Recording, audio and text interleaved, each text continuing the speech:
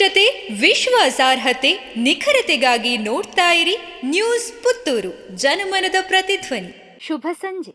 ನಾನು ಶ್ರೀಮಾ. ಇಂದಿನ ಮುಖ್ಯಾಂಶಗಳು.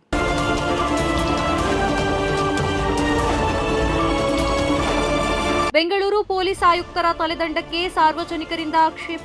ಆರ್ಸಿಬಿ ವಿಜಯೋತ್ಸವದ ಸಂದರ್ಭದಲ್ಲಿ ಸಂಭವಿಸಿದ ಕಾಲ್ತುಳಿತದಲ್ಲಿ 11 ಮಂದಿ ಬಲಿಯಾಗಿ 50ಕ್ಕೂ ಹೆಚ್ಚು ಮಂದಿ ಗಾಯಗೊಂಡಿರುವ ಘಟನೆಗೆ ಬೆಂಗಳೂರು ಪೊಲೀಸ್ ಆಯುಕ್ತ ಬಿ ದಯಾನಂದ್ ಸಹಿತ ಕೆಲವು ಪೊಲೀಸ್ ಅಧಿಕಾರಿಗಳನ್ನ ಹೊಣೆ ಮಾಡಿರುವ ಸರ್ಕಾರ ನಿನ್ನೆ ಅವರನ್ನ ಅಮಾನತಿನಲ್ಲಿಟ್ಟಿದೆ. ಆದರೆ ದಕ್ಷ ಅಧಿಕಾರಿ ಎಂದು ಗುರುತಿಸಿಕೊಂಡಿರುವ ಬಿ ದಯಾನಂದ್ ಅವರ ತಲೆದಂಡಕ್ಕೆ ಸಾರ್ವಜನಿಕ ವಲಯದಿಂದ ಭಾರೀ ಆಕ್ಷೇಪ ವ್ಯಕ್ತವಾಗಿದೆ. ಸರ್ಕಾರ ತಾನು ಮಾಡಿದ ತಪ್ಪನ್ನ ಮುಚ್ಚಿಕೊಳ್ಳಲು ಪೊಲೀಸರ ತಲೆದಂಡ ಮಾಡಿದೆ. ಅದರಲ್ಲೂ ಕೆರಿಯರ್ನಲ್ಲಿ ಒಂದೇ ಒಂದು ಕಪ್ಪು ಚುಕ್ಕೆಯೂ ಇಲ್ಲದ ಬಿ ದಯಾನಂದ್ ಅವರನ್ನ ಹೊಣೆ ಮಾಡಿ ಅಮಾನತಿನಲ್ಲಿಟ್ಟಿರುವುದು ಅಧಿಕಾರದ ದುರುಪಯೋಗದ ಪರಾಕಾಷ್ಠೆ ಎಂದು ಅನೇಕರು ಅಭಿಪ್ರಾಯ ವ್ಯಕ್ತಪಡಿಸಿದ್ದಾರೆ. ಎವಿಜಿ ಆಂಗ್ಲ ಮಾಧ್ಯಮ ಶಾಲೆಯಲ್ಲಿ ಪರಿಸರ ದಿನಾಚರಣೆ, ಯೋಧರಿಗೆ ಅಭಿನಂದನೆ. ಬನ್ನೂರಿನ ಎವಿಜಿ ಆಂಗ್ಲ ಮಾಧ್ಯಮ ಶಾಲೆಯಲ್ಲಿ ವಿಶ್ವ ಪರಿಸರ ದಿನಾಚರಣೆಯನ್ನ ಗುರುವಾರ ಆಚರಿಸಲಾಯಿತು. ಬೆಟ್ಟಂಪಾಡಿ ಸರ್ಕಾರಿ ಪ್ರೌಢಶಾಲಾ ವಿಜ್ಞಾನ ವಿಭಾಗದ ಶಿಕ್ಷಕಿ ಸಿಂಧು ವಿಕೆ ದೀಪ ಬೆಳಗಿಸಿ ಉದ್ಘಾಟಿಸಿ ಮಾತನಾಡಿ ಪರಿಸರದ ಮಹತ್ವವನ್ನು ತಿಳಿಸಿದರು. ಭಾರತೀಯ ಗಡಿ ಭದ್ರತಾ ಪಡೆಯ ಯೋಧ ಪುತ್ತೂರಿನ ಬೆಳ್ಳಿಪ್ಪಾಡಿ ಗ್ರಾಮದ ಮಳುವೇಲು ಮನೆತನದ ಪದ್ಮನಾಭ ಗೌಡರವರು ಮೊನ್ನೆ ನಡೆದ ಆಪರೇಷನ್ ಸಿಂಧೂರದಲ್ಲಿ ಭಾರತದ ಯೋಧನಾಗಿ ಪಾಲ್ಗೊಂಡಿದ್ದರು. ಅವರು ಹುಟ್ಟೂರಿಗೆ ಆಗಮಿಸಿದ ಸಂದರ್ಭದಲ್ಲಿ ಅವರನ್ನ ಶಾಲಾ ವತಿಯಿಂದ ಸಪತ್ನಿಕರಾಗಿ ಗೌರವಿಸಿ ಅಭಿನಂದಿಸಲಾಯಿತು. ಸನ್ಮಾನ ಸ್ವೀಕರಿಸಿ ಮಾತನಾಡಿದ ಅವರು ಭಾರತೀಯರ ಯೋಧರ ಸಾಹಸಗಾಥೆಯನ್ನ ವಿವರಿಸಿ ಭಾರತದ ಗಡಿ ರಕ್ಷಣೆಯಲ್ಲಿ ನಮ್ಮ ಯೋಧರ ಧೈರ್ಯ ಸಾಹಸವನ್ನ ಕೊಂಡಾಡಿದರು. ಕಾರ್ಯಕ್ರಮದ ಅಧ್ಯಕ್ಷತೆಯನ್ನ ವಹಿಸಿದ ಶಾಲಾಧ್ಯಕ್ಷ ಕಳುವಾಜೆ ವೆಂಕಟರಮಣ ಗೌಡ ಮಾತನಾಡಿ ಪರಿಸರ ಹಾಳಾದರೆ ನಾವು ಹಾಳಾದಂತೆ, ಹಾಗಾಗಿ ನಮ್ಮ ಪರಿಸರವನ್ನ ನಾವು ಬಹಳ ಎಚ್ಚರಿಕೆಯಿಂದ ಕಾಪಾಡಬೇಕು ಎನ್ನುತ್ತಾ ಭಾರತೀಯ ಯೋಧರ ಬಗ್ಗೆ ಅಭಿನಂದನೆಯ ನುಡಿಗಳನ್ನು ಆಡಿದರು.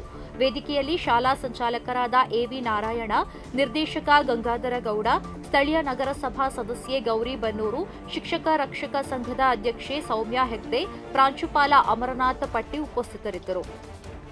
ವಿವೇಕಾನಂದ ಕಾಲೇಜಿನ ನಿವೃತ್ತ ಉದ್ಯೋಗಿ ಕುಂಜಣ್ಣಗೌಡ ಸ್ವರ್ಗಸ್ಥ. ಪುತ್ತೂರಿನ ನೆಹರು ನಗರದ ನಿವಾಸಿಯಾಗಿದ್ದ ಕುಂಜಣ್ಣಗೌಡರು ಅಸೌಖ್ಯದಿಂದ ಇಂದು ಬೆಳಗ್ಗೆ ಸ್ವರ್ಗಸ್ಥರಾದರು.